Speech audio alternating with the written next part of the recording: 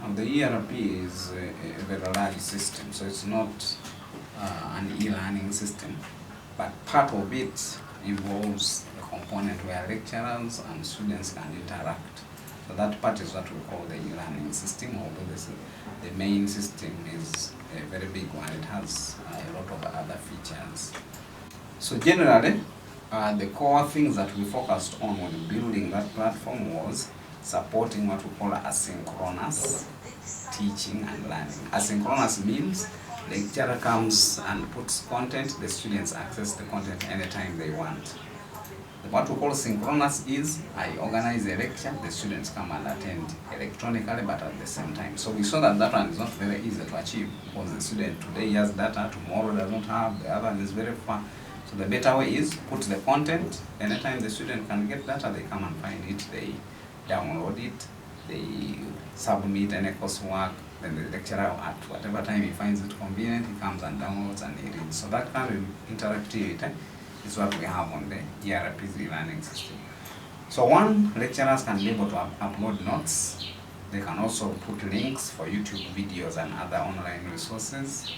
Then they can create assignments, coursework. They ask questions, the students go and work on them, then they come and submit on the system.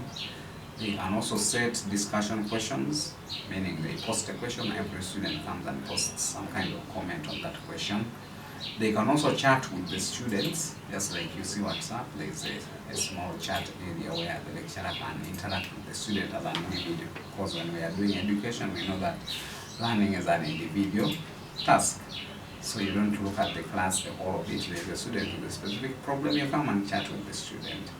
So those are the core features. Then on the side of the student, whatever happens with the lecturer, the student is able to access the other side, meaning they can download the notes, they can view the videos that have been linked to by the lecturer, they can also submit their coursework, they can participate in discussions, they can also chat with the lecturers when they get some kind of problem. So those are the core features. But the university also has a Microsoft Teams account, where in the case the lecturer actually wants some kind of interaction with the students, which is direct, then they organize a Microsoft Teams lecture, they send a link to the students log in and they can be able to interact. But we have found that the majority of classes of that nature have very low attendance. If there are 100 students, you find there are only 10 who are able to meet. So that's why we don't look at it as the primary way in which the learning is ongoing. Challenges are mainly in two areas. One, availability of equipment.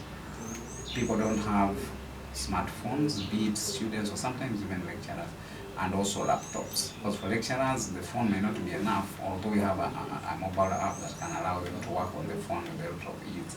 But generally, many times you have to do a lot of work, so you need a computer. Some would not be able to access, especially during the lockdown when they couldn't come to the university. Then the students also lack equipment. Then there is also the problem of data. But the data problem has been eased a bit.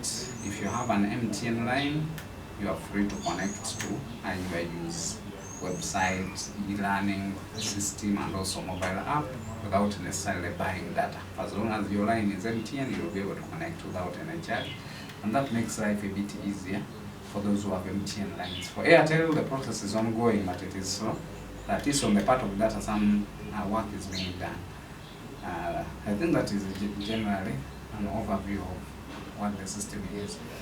So each time we try to improve, making it more accessible. We also have the mobile app because we realize that the majority of people do access via phones. So instead of using the browser, which is mainly designed for the large screen of the laptop, we decided to build the IUIU mobile app to add an e-learning component there. So what you do on the other side can also be done this side. You can read your notes, you can download, you can upload coursework, you can view your videos, anything you want, but in a more easily accessible format on the mobile app.